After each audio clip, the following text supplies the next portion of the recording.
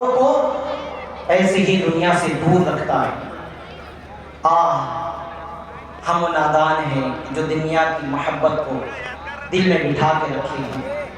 حب دنیا میں دل پھنس گیا یا رب، حب دنیا میں دل پھنس گیا ہے، نفس بدکار حاوی ہوا ہے، ہائے شیطان بھی پیچھے پڑا ہے، یا خدا تجھ سے میری دعا ہے کہ اس دنیا سے ہماری جان چھڑا دے۔ کا الگ ہے، ہر صورت میں صرف اللہ تبارک و تعالیٰ سے معافی مانگ لینا کافی نہیں ہوگا۔ بعض لوگ بہت سارے لوگوں کے حق پامال کیے ہوتے ہیں۔ مزید ارشاد فرمایا بے شک کافر کی جب موت آتی ہے تو عذاب کے فرشتے اس کے پاس دوزخ کا ٹاٹ لے کر آتے ہیں، کہتے ہیں اے روح نکل، تو رب سے ناراض، رب تجھ سے ناراض، اللہ پاک کے عذاب کی طرف چل۔ تو کافر کی روح مردار کی سخت بدبو کی طرح نکلتی ہے، حتیٰ کہ اسے زمین کے دروازے یعنی مقام سجین میں جہاں کافروں کی روح قید ہوتی ہے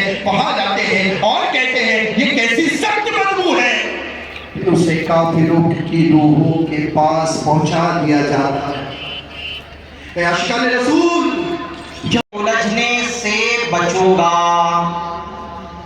صلو علی الحبیب، اذکروا اللہ، توبوا الی اللہ وغیرہ سن کر ثواب کمانے اور صدا لگانے والوں کی دل جوئی کی نیت سے بلند آواز سے جواب دوں گا۔ ان کے جوابات بھی سن دیکھیں، ان کے جوابات کیا ہیں۔ صلو علی الحبیب کا مطلب ہوتا ہے حبیب پر درود پاک بھیجیے، تو درود پاک پڑھنا چاہیے۔ پھر جب یہ کہا جائے توبوا الی اللہ، اس کا مطلب ہوتا ہے اللہ کی طرف رجوع کرے، توبہ کرے، تو اس وقت کہنا چاہیے استغفر اللہ۔ بیان کے بعد ذلیل ہے اسی لیے ذلیلوں کو دی گئی، جب سے اسے بنایا ہے اللہ نے کبھی اس کی طرف نظر نہیں فرمائی۔ دنیا آسمان و زمین کے درمیان فضا میں لٹکی ہوئی ہے، یعنی روتی دھوتی ہیں اور کہتی ہیں اے میرے رب تم مجھ سے کیوں ناراض ہیں؟ پھر فرمایا سونا چاندی خدا کے دشمن ہیں، سونا چاندی خدا کے دشمن ہیں۔ وہ لوگ جو دنیا میں سونے چاندی سے محبت رکھتے ہیں قیامت کے دن جانتے ہو کیسے پکارے جائیں گے؟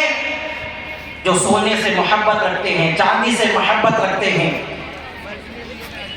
قیامت کے دن یوں پکارے جائیں گے، کہاں ہیں وہ لوگ جو خدا کے دشمن سے محبت رکھتے ہیں؟ کیوں پکارا جائے گا کہ کہاں ہیں وہ لوگ جو خدا کے دشمن سے محبت رکھتے تھے؟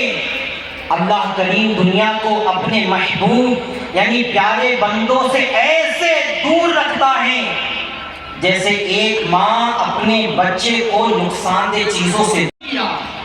یہ اس عظیم ہستی کا عالم ہے کہ جس نے اپنے کو اپنے غیروں کے حقوق بھی ادا کرنے میں مثالی کردار پیش کیا، جس ہستی نے زبردستی اپنا حق طلب کرنے والوں کے بھی حقوق ادا کروائے، بلکہ ان کی چاہت سے بڑھ کر انہیں نوازا، جن کی ذات سے یہ تصور بھی نہیں کیا جا سکتا کہ انہوں نے کبھی کسی کا حق دبایا ہو یا حق دینے میں ٹال مٹول سے کام دیا ہو۔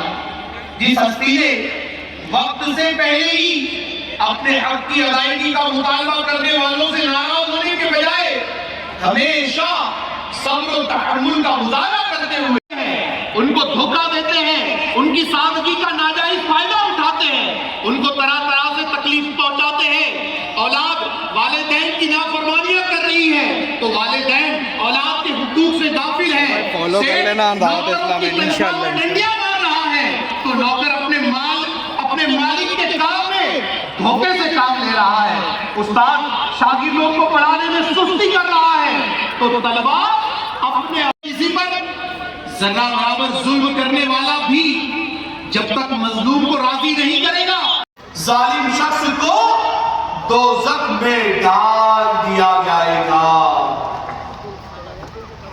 پیارے اسلامی بھائیوں کیسا یہ نفسا نفسی کا عالم ہوگا. غور کریں قیامت کے دن کہ نیکیاں لے کر گیا ہوگا لیکن بندوں کے حق کا خیال نہیں رکھا ہوگا تو اس کی نیکیاں ان مظلوموں کو دے دی جائے گی. اس دنیا سے جانے کے بعد ہمیں یہ موقع نہیں ملے گا.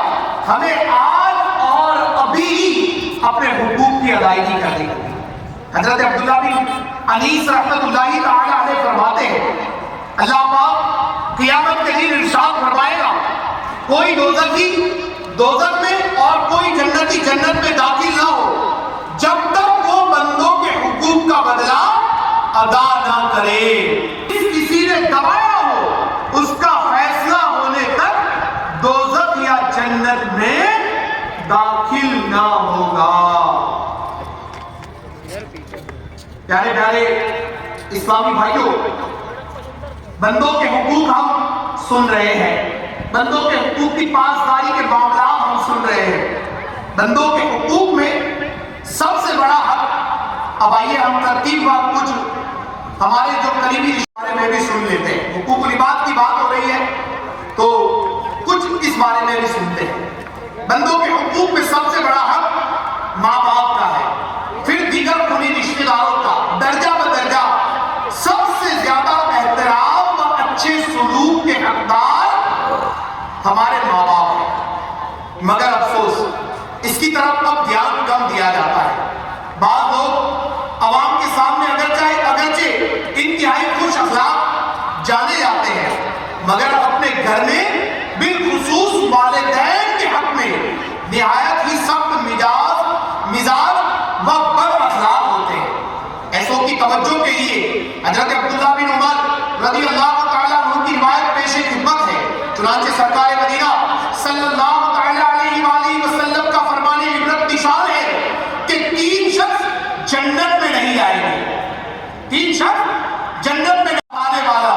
نمبر 2 دیوس اور نمبر 3 مردانی وضع بنانے والی عورتیں. یاد رکھیے ماں باپ قدرت کا انمول تحفہ ہے. ماں باپ کا مقام قرآن و حدیث میں بیان ہوا ہے. ماں باپ کی فرما برداری اللہ پاک اور رسول کریم صلی اللہ علیہ وسلم کی رضا کا ذریعہ ہے. ماں باپ اولاد کے آرام کی خاطر اپنے آرام کو قربان کر دیتے ہیں. ماں باپ کے خونے جگر سے اولاد کا وجود بنتا ہے. ماں باپ بیمار اولاد کو دیکھ کر تڑپتے اور آنسو بہاتے ہیں. ماں باپ بیمار اولاد کی خاطر ساری رات جاگ کر گزار دیتے ہیں. ماں باپ اولاد کے مستقبل کو سنوارنے کے لیے اپنی پوری زندگی کو اولاد کے لیے وقف کر دیتے ہیں. ماں باپ اولاد کی پیدائش سے پہلے اور پیدائش کے بعد کی تکلیفوں کو بھی برداشت کرتے ہیں. ماں باپ کو حقوق ہمارے پیارے آقا صلی اللہ علیہ وآلہ وسلم نے فکر آخرت اور خوف خدا پر ہماری جانیں قربان. سبحان اللہ. پیارے اسلامی بھائیوں قربان جائیے کہ بھلے اجتماع میں لوگوں سے نہ صرف اپنے حقوق لینے یا معاف کرنے کی پیشکش فرما رہے ہیں بلکہ لوگوں کو حساب آخرت یاد دلا کو ایسے ہی دنیا سے دور رکھتا ہے. ہم نادان ہیں جو دنیا کی محبت کو دل میں بٹھا کے رکھے ہیں. حب دنیا میں دل پھنس گیا یارو. حب دنیا میں دل پھنس گیا ہے. نفس بدکار حاوی ہوا ہے. ہائے شیطان بھی پیچھے پڑا ہے. یا خدا تجھ سے میری دعا ہے اس دنیا سے ہماری جان چھڑا دے. کو ایسے ہی دنیا سے دور رکھتا ہے. ہم نادان ہیں جو دنیا کی محبت کو دل میں بٹھا کے رکھے ہیں. حب دنیا میں دل پھنس گیا یارو. حب دنیا میں دل پھنس گیا ہے.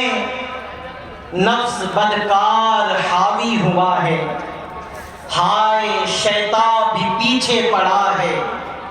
یا خدا تجھ سے میری دعا ہے اس دنیا سے ہماری جان چھڑا دے.